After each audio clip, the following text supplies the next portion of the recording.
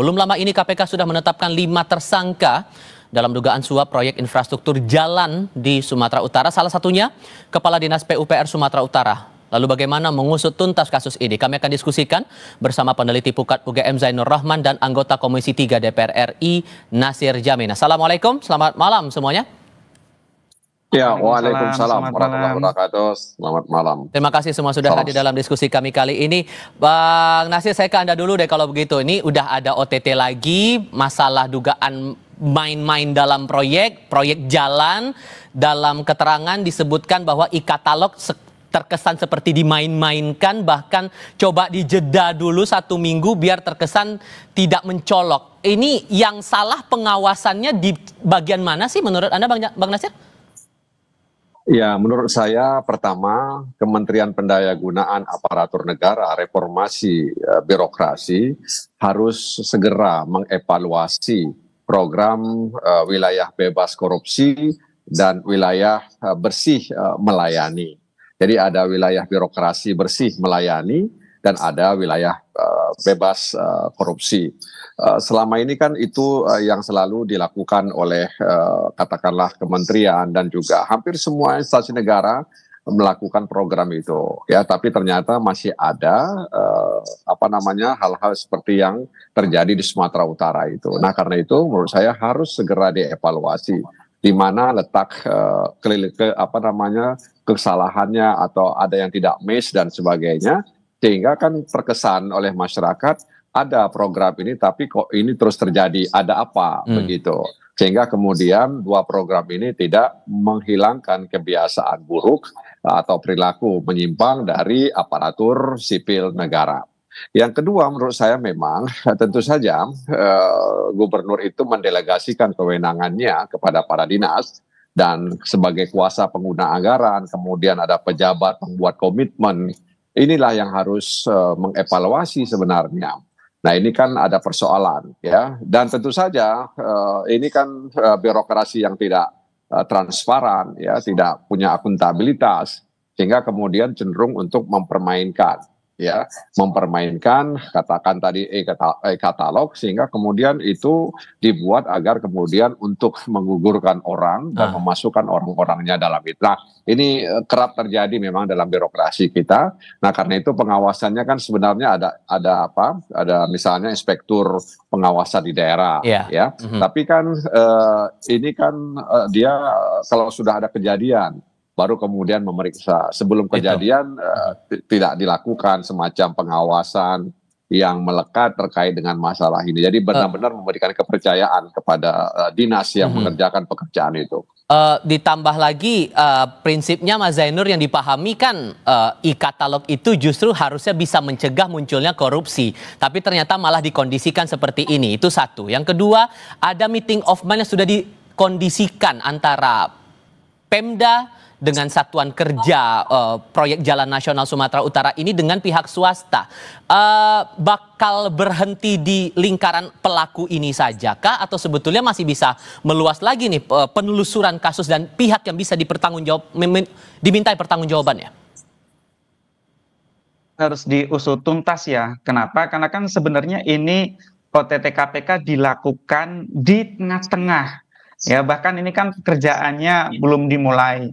Bahkan sebenarnya proses pengadaannya sedang berlangsung.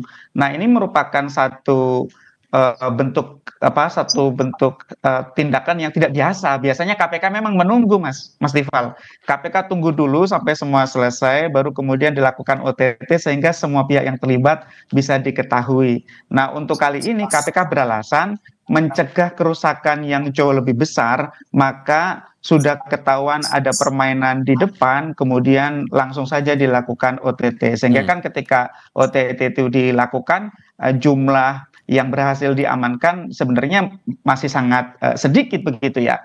Padahal ini korupsi terjadi di 2 satuan kerja. Yang pertama adalah di PUPR Provinsi Sumatera Utara, dan yang kedua adalah di proyek pembangunan jalan nasional yang berada di bawah kementerian. Ini sebenarnya menurut saya cukup besar begitu ya. Kalau di total nilai proyeknya sekitar 230 miliar. Berdasarkan kasus-kasus lain Mas Tifal, itu kan biasanya ada fee 10% ya. Maka kalau fee-nya 10% itu ada sekitar 23 miliar seharusnya. Sehingga publik meminta kepada KPK untuk usut tuntas ini. Kalau ini sebenarnya kejahatannya belum selesai, belum sempurna, setidak-tidaknya dari awal siapa saja yang bermain itu harus diungkap dengan misalnya yang pertama follow the money, uang yang sudah terlanjur untuk dibagi-bagi itu bisa di tracing ke belakang. Yang kedua adalah komunikasi digitalnya Mas Tifal. Siapa saja yang kemudian merancang korupsi di dua tempat ini Mas Tifal. Di sisi lainnya juga Menteri PU Bang Nasir sudah bilang bahwa Presiden sudah ngasih arahan untuk bersih-bersih. Katanya singkirkan pejabat yang tak bersih tanpa pandang bulu. Dengan masih ada celah permainan di katalog elektronik itu, menurut Anda harus gimana lagi kita bisa yakin bersih-bersih itu bisa berjalan sementara yang sekarang aja udah dikondisikan? Ya, saya ingin katakan bahwa penindakan itu kan bahagian dari pencegahan. Jadi kalau kemudian tadi disebutkan bahwa dilakukan di awal dalam rangka pencegahan, ya tadi itu penindakan itu ya bahagian dari pencegahan untuk melakukan mitigasi kerusakan yang lebih besar.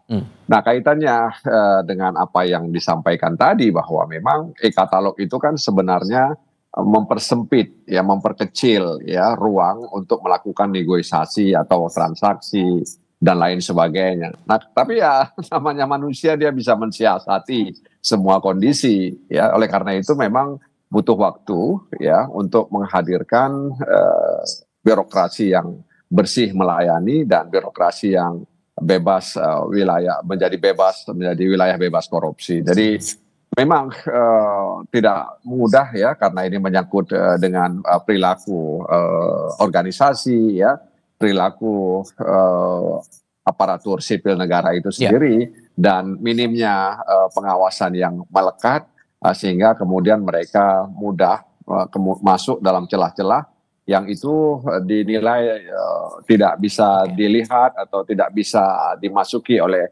orang begitu. Tapi untunglah KPK ada, dan ini menjadi pembelajaran ke depan. Ya mudah-mudahan sejak awal satu proyek yang misalnya strategis, berdampak besar terhadap masyarakat itu harus diawasi sejak awal, harus dikeroyok rame-rame begitu. Nah, terakhir Mas Zainur, dengan uang yang disita 231 juta dari niat 2M mau dibagikan ke banyak orang, ini kan udah jadi bukti nih sekarang. Yang disita dengan sistem follow the money yang dilakukan antara KPK dan PPATK. Dengan proyek 2 ini, proyek di Pemprov dan di Satker, bakal sulit nggak nih untuk menelusuri pihak lain yang bisa bertanggung jawab? Singkat saja. Harusnya tidak sulit ya Mas Tifal ya. Tentu yang pertama melakukan pemeriksaan terhadap saksi-saksi. Yang kedua adalah dengan tersangka-tersangka itu sendiri. Tawarkan kepada mereka status justice collaborator untuk mengungkap pelaku utamanya, pelaku yang mengatur ini semua, jika ada gitu ya. Yang kedua tentu dengan meminta bantuan PPATK barangkali sudah ada sempat yang mengalir. Yang ketiga yang menurut saya sangat penting adalah dengan melakukan audit forensik untuk mengetahui adakah ya pengatur proyek yang sebenarnya yang belum kelihatan dari mereka ini semua. Karena ini kan kepala dinas baru ini Bang Tifal, baru 4 bulan menjabat gitu ya. Biasanya ya pejabat-pejabat yang baru itu ya tidak sekasar ini mainnya gitu ya. Sehingga yang perlu dilakukan oleh KPK memastikan ada atau tidak orang lain yang lebih kuat, yang lebih berkuasa, yang sebenarnya menjadi pengatur proyek, dan itu harus dibuka oleh KPK di hadapan persidangan nantinya, sehingga tidak menimbulkan tanda tanya di publik, Bang Tifal. Oke, Mas Zainur Rahman, Bang Nasir Jamil, terima kasih banyak sudah berbagi pandangan bersama kami kali ini. Sehat selalu semuanya. Assalamualaikum, selamat malam.